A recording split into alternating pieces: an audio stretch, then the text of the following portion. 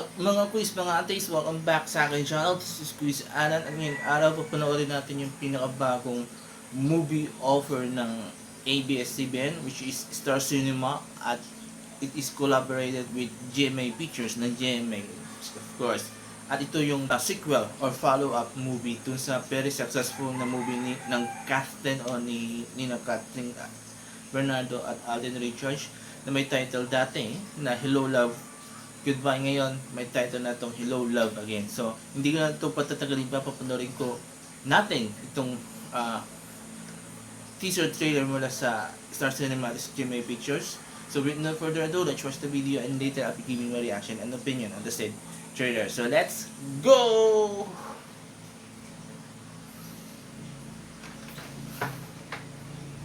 For the past 30 years, Star Cinema has been telling stories of Filipinos wherever they are in the world.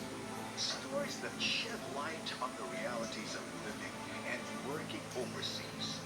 Dito na ako sa manlupalop ng mundo. Dito dala-dala ko ang obligasyon ko sa inyo na bigyan kayo ng magandang buhay. I have a chance to meet you and Papa proud again. OFW films po kasi somehow our story, that's our truth, that's our representation. Mga palabas na ito ay nakaka-realize ng mga bata. Ito yung nangyayari sa totoong buhay talaga. Sinasalamin niyo yung buhay ng mga Pinoy na kailangan ng ibang bansa para makapag-provide sa pamilya nila. Na-realize namin through the films of Star Cinema to make the most out of anything. Seeing these stories on a big screen, mas na-amplify, mas na-echo yung buhay ng mga OFW.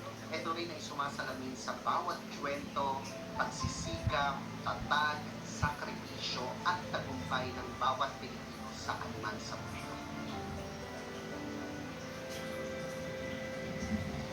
This 2024, ABS-CBN Studios continues to bring world-class Filipino stories with the home of global Pinoys. For the very first time, Star Cinema and GMA Pictures collaborate for the most awaited continuation of the beloved story of Joy and Ethan. Tatagpo din ng mga features natin ngayong araw. Let's make that happen. Oh. Wala na sa Hong Kong. Sa ibang bansa na, I think Canada.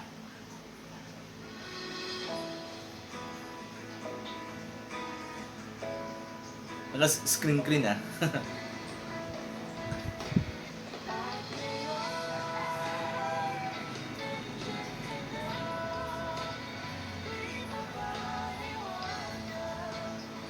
Kathleen Bernardo and Alden Richards in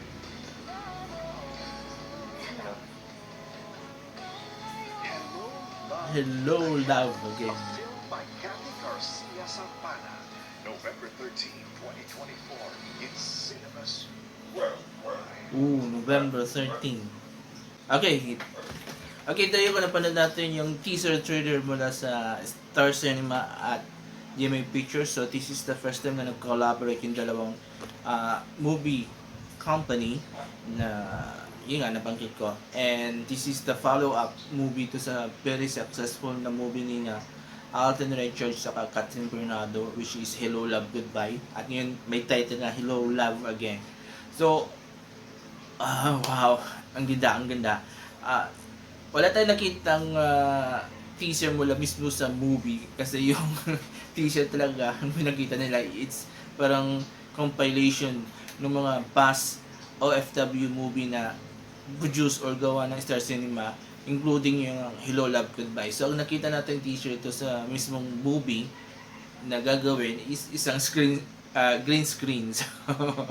So okay lang yun. So expected naman yan kasi I think hindi pa naman silang mag shoot for this movie. So kasi hanggang November 13 pa naman yung movie. So ayun. So ang lakas pa rin ng dating ng dalawa, no? Kahit 5 years ng yung Hello Love Goodbye, ang lakas pa rin ng dating, ang lakas pa rin nung chemistry nila, and they are really perfect to each other as a couple and as a love team.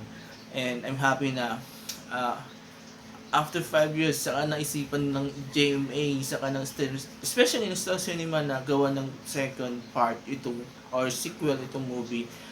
Ang magiging, ang curious lang ako is the storyline kung paano tatagbo. Kasi, parang nag-end na yung story niya doon sa part 1 sa Hello, Love, Goodbye So, tapos ibang setting, so, ibig sabihin nakabulan sila doon. So, I don't know. So, ayoko mag-speculate, diba? Pero, still, Delicate Modina naman niya. So, she's a very good director. I think she's also the one who wrote the storyline nung the first movie, Hello, Love, Goodbye. So, definitely this will be a good movie. And abangan natin to. And, this is parang follow-up ng dalawang artista na to sa mga previous nilang movie. Si Catherine, ginawa niya yung movie na I forgot the title with Miss De Leon, diba, na kakaibang role niya. Tapos si Alden naman, ito na yung follow-up niya doon sa movie nila ni Julia na 5 Breakups and something I forgot the title, na both box office hit naman, diba? So yun, ang ganda, so ang galing, so nakaka-excite, and I think this is the biggest parang surprise ng GMA sa ng ABS-CBN this year. So this is the biggest project so far na masasabi ko na pinasabog ng dalawang network. Aside from that, gusto ko magkunting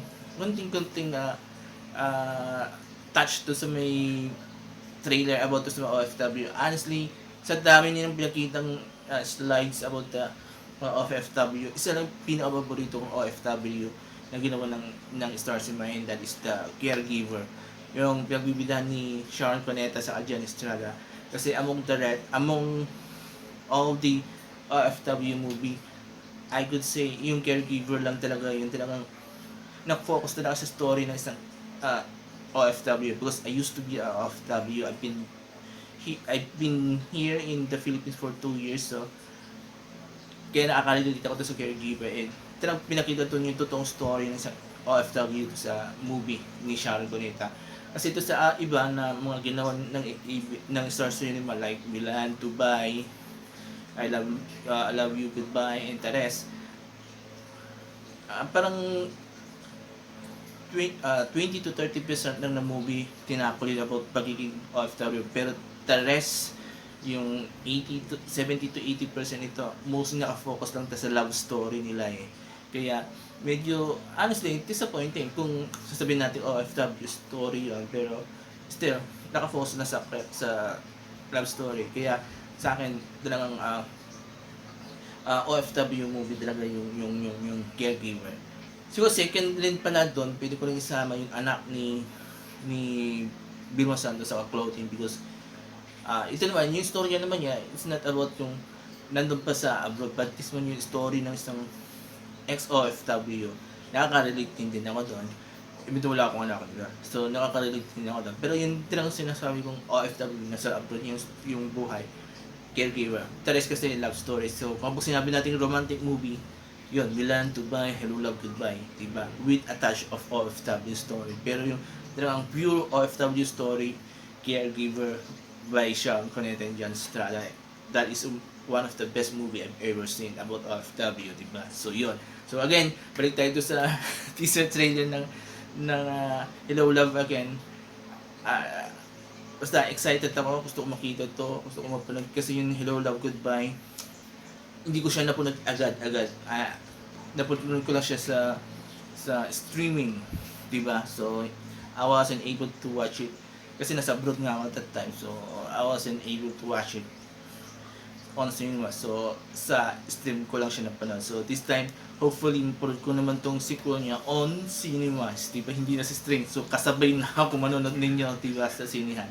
So, yun. Exciting tong movie. And, yun. Congrats kay Catherine at Alden.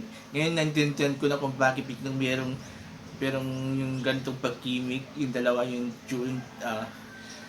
during Catherine's birthday, di ba, yung bumisita si Alden. So, yung para painghayin yung tambalang Gotham para sa this upcoming movie nila, di ba? So, pero okay lang yun. It's part of the promotion gimmick ng movie, di ba? So, yun. So, yun ngayon. very exciting for this movie. Kayo mga boys, mga atis, excited pa kayo dito sa upcoming movie ni na Alden Richards at Catherine Bernardo? Mag-comment kayo dito sa baba. At kung gusto nyo na mabigay kong simpleng comment ko or opinion ko regarding this teaser trailer, mag-comment kayo dito sa baba at I will read all your comments and I will try to react at interact with you guys para mo makapagpalitan tayo ng mga puro-puro haka about this teaser trailer. So, before I end this video, before I end this video, please don't forget these 4 things while watching my videos on my channel. Comment, like, share, and subscribe to my channels. Taalang Ski Show, ang pinagtsala channel, Proudly Brown Dito Vlogs at Tamak ng People Present. So maraming salamat, have a nice day, and bye-bye.